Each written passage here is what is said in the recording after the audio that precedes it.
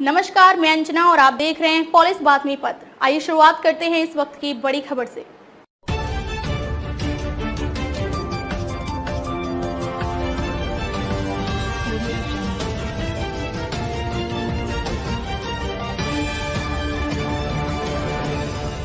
मकान मालिक हो जाएं सावधान, अब किराए पर नहीं दे पाएंगे घर। यदि आप अपने घर को किराए पर लगाते हैं तो अब आपको और अधिक सावधान होने की जरूरत है। आपकी जानकारी के लिए बता दें कि केंद्र सरकार की तरफ से अभी हाल ही में एक नए फैसले लिए गए हैं, जो कि मकान मालिकों के लिए घर किराए पर देना आसान नहीं होगा।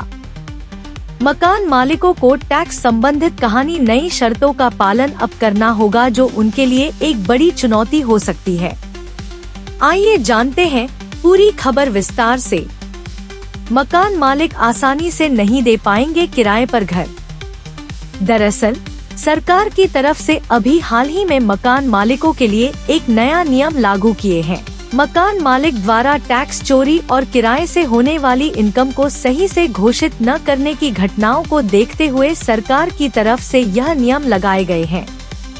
अब मकान मालिकों को किराए के मकान में होने वाली आय पर टैक्स चुकाना होगा और इसे इनकम फ्रॉम हाउस प्रॉपर्टी के रूप में घोषित करना अनिवार्य किया गया है। मकान मालिक को कोई इस प्रकार बढ़ेगी मुश्किलें। सरकार ने बजट 2024 में यह ऐलान किया गया था कि अब मकान मालिकों को किराए से हुई कमाई पर सभी को टैक्स भरना होगा। पहले कुछ मकान मालिक टैक्स बचाने के लिए रेंट एग्रीमेंट भी नहीं करते थे और न ही रेंट एग्रीमेंट को बनाते थे, लेकिन अब ऐसा नहीं होगा।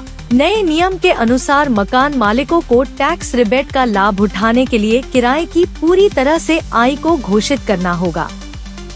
अगर कोई मकान मालिक ऐसा नहीं करते हैं तो उन पर पेनल्टी लगाया जाएगा। क्या है इनकम फ्रॉम हाउस प्रॉपर्टी? यह एक कर नीति है जिसमें मकान मालिकों को अपना प्रॉपर्टी से होने वाली इनकम पर टैक्स देना होता है।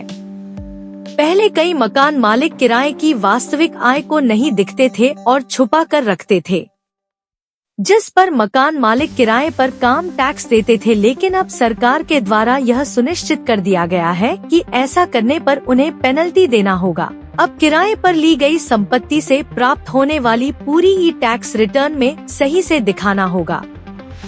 मकान किराए का नियम कब से लागू होगा?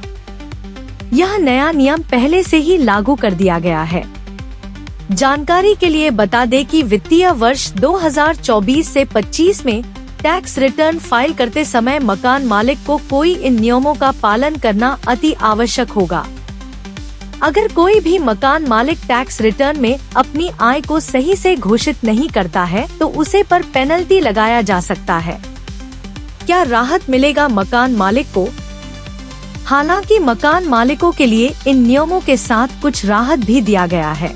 सरकार ने प्रॉपर्टी से होने वाली इनकम पर 30% तक टैक्स बचाने का अवसर भी दिया गया है, जिसके मकान मालिक अपनी आय का हिस्सा टैक्स के रूप में नहीं चुकाना पड़ेगा। इन नियमों का मकसद यह सुनिश्चित करना है कि मकान मालिक टैक्स कानून का पालन कर रहे हैं और सरकारी खजाने में पूरा राजस्व दे रहे हैं। इसे इतना केवल सरकार को फायदा होगा, बल्कि टैक्स चोरी की घटनाओं में भी कमी देखी जाएगी।